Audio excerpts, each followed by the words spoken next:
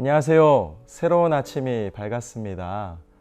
오늘도 우리 이 복된 하루를 멀티꿈의 가족 모든 성도분들이 하나님 안에서 승리하고 또 감사가 넘치는 복된 하루가 되기를 간절히 소망합니다. 여러분 혹시 스포트라이트 효과라는 단어를 들어보셨습니까? 이 의미가 참 재밌습니다. 우리가 이렇게 머리를 손질하거나 이럴 때 다른 사람들이 유독 나를 더 관심 있게 쳐다볼 것 같은 생각을 이런 착각이 스포트라이트 효과라고 합니다. 근데 사실은요, 우리 주변 사람들은 우리에게 그렇게 큰 관심을 갖거나 또 별다른 생각을 하지 않는다라는 게 자명한 사실이죠. 근데 우리는 거울을 보면서 막 머리카락 한 올마저 마음에 들려고 막 20분, 30분 고민하는데 남들은요, 그냥 똑같이 생각하더라고요. 옷도 마찬가지고요. 그렇게 우리에게 큰 관심을 남들은 갖지 않습니다. 가끔 뮤지컬이나 공연을 보면요, 무대가 어두울 때 주인공 한 사람이 등장하고요, 조명이 이 스포트라이트 조명이 이 주인공을 향해 쫙 비칩니다. 그럴 때 그가 어떤 노래를 부르거나 어떤 대사를 칠 때 모든 관객들이 그 주인공 한 사람을 주목할 수밖에 없습니다. 어떤 작품이건 주인공의 역할이 참 중요한 것 같습니다. 근데 오늘 본문을 보면 세상 그 누구도 주목하지 않았던 정말 말 그대로 사회적 약자였던 이 에스더를 하나님이 그 권세자들 사이에서 어떻게 그렇게 높여가시고 주인공으로 만들어 가시는지 참 신기할 따름입니다. 알다시피 아하수에로 왕은요, 진짜 그 당시에 당대 절대 권력자였습니다. 세상 물질, 세상 성공, 세상 능력, 정말 남부러울 것 없이, 남 무서울 것 없이 말 한마디로 천하를 호령했던 자가 이 아하수에로 왕이었습니다. 그런데 그의 왕후였던 와스디 잔치를 베풀었고 사람들에게 좀 그 와스디 왕후를 보여주려고 했는데 그 왕의 간청에 딱 거절했잖아요. 나타나지 않겠다고. 그 결과로 이 와스디는 왕후에서 폐위당합니다. 오늘 본문은 어떤 내용이냐? 이제 왕후의 자리가 공석입니다. 그래서 수많은 후보자들이 있었고요. 그 왕궁에 여러 후보자들이 12달 동안, 1년 동안 온갖 지원을 받으면서 여자로서, 왕으로서 참 많은 준비를 하는 것이 오늘 본문의 내용으로 시작되죠. 그들의 목적은 딱 하나입니다. 왕의 눈에 들어서 왕후가 되는 것. 차례대로 왕을 만났습니다. 근데 만약에 아하수에로 왕에게 선택받지 못하면 다시는 왕후가 될 기회조차 잃어버린 채 그저 왕궁에 갇혀있는 신세로 평생을 살아갈 수밖에 없었습니다. 그러니까 수많은 사람들이 왕후가 되기 위해 또 아하수에로 왕의 눈에 들기 위해 얼마나 여자로서 치장을 하고 자신을 뽐내려고 12달을 준비했을까요? 자, 이제 에스더의 차례가 왔습니다. 에스더가 이제 아하수에로 왕을 만날 기회가 찾아왔습니다. 그런데 어째서 그런지 이 에스더는요, 좀처럼 자신을 치장하지 않고 그 어떤 노력도 하지 않는 거예요. 특별히 애쓰지 않았음에도 불구하고 모든 사람들에게 사랑을 받았다? 오늘 본문에 참 신기롭게도 이렇게 소개를 합니다. 대체 에스더는 남들처럼 그렇게 왕후가 되려고 부단히 자신을 치장하는데 노력하지 않았음에도 불구하고 어째서 많은 사람들의 사랑을 한 몸에 받았고 심지어 17절에 보니까 아하수에로 왕의 눈에 들어 그에게 사랑을 독차지한 것이 이 에스더입니다. 너무 대단하죠. 그리고 결국 왕후가 됩니다. 저는 오늘 말씀을 묵상하면서 참 신기했어요. 이 에스더는 그렇게 노력하지 않았는데 어떻게 왕후가 된 것일까? 제가 고민했는데요. 답은 딱 하나더라고요. 하나님 때문에 된 것이다. 다른 이유를 못 찾겠습니다. 아무리 생각해도 하나님 외에는 달리 떠오르질 않더라고요.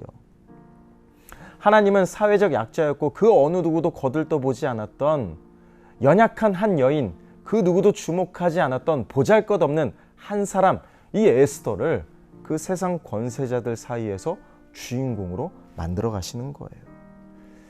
딱 한마디로 결론 내면 이 모든 건 하나님의 열심입니다.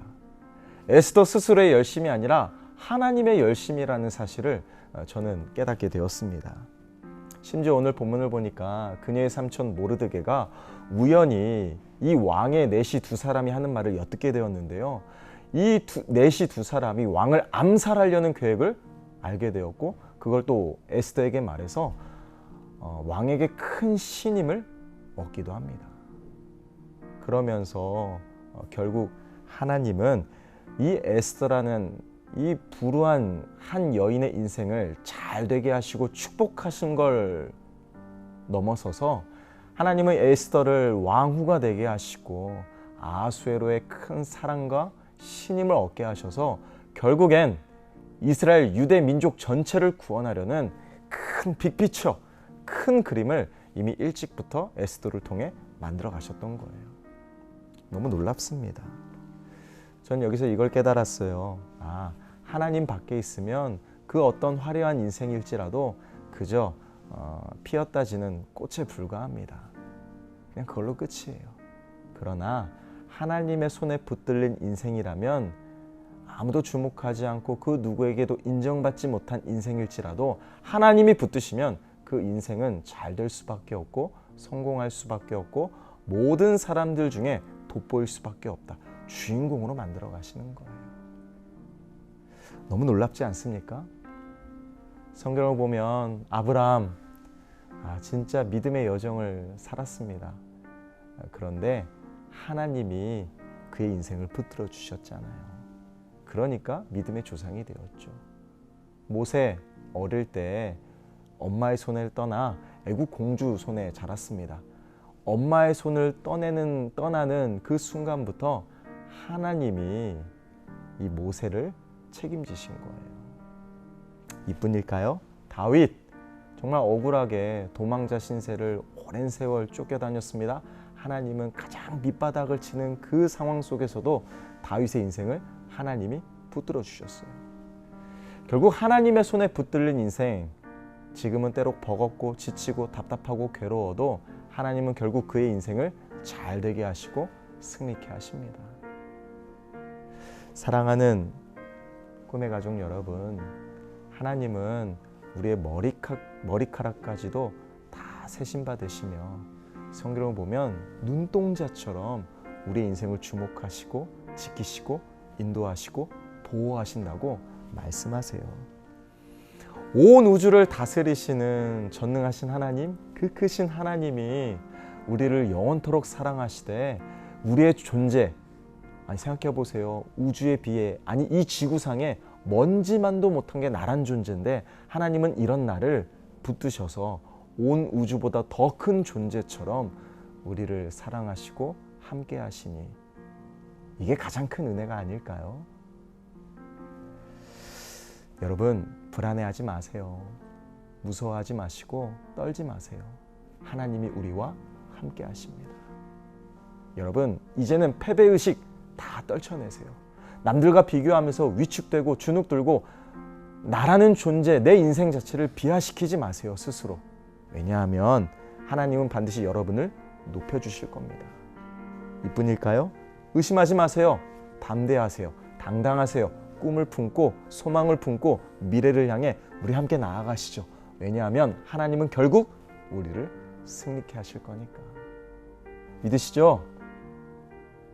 저는 저와 여러분들이 우리를 위하여 오늘도 보이지 않는 곳에서 열심히 일하고 계시고 또 우리를 잘 되게 하시며 하나님이 이미 약속하신 그 축복과 승리의 때에 우리를 차근차근 한 걸음 한 걸음 이끌어 가시는 그 하나님과 함께 오늘을 믿음으로 묵묵히 이겨내시는 저와 여러분들이 되시기를 예수님의 이름으로 축원합니다. 어떤 상황에서도 결코 용기 잃지 마시고 지난 주일 말씀처럼 확고부동한 부활의 믿음에 우리 함께 정착하시고 그리고 하나님께 사랑과 큰 은혜를 받은 자답게 이제는 우리 모두가 욕심내며 살아가는 인생이 아니라 주의 일에 충성하며 하나님과 함께 동행하는 멋진 그리스도인이 우리 모두가 다 되시기를 예수님의 이름으로 부탁드립니다. 기도하겠습니다.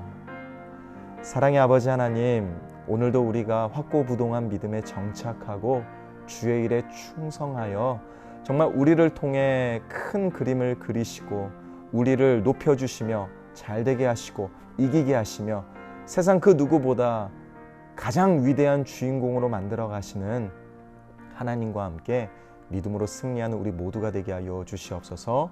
감사드리며 우리를 사랑하시는 우리 주 예수 그리스도의 이름으로 간절히 기도합니다. 아멘. 너의 삶의 창조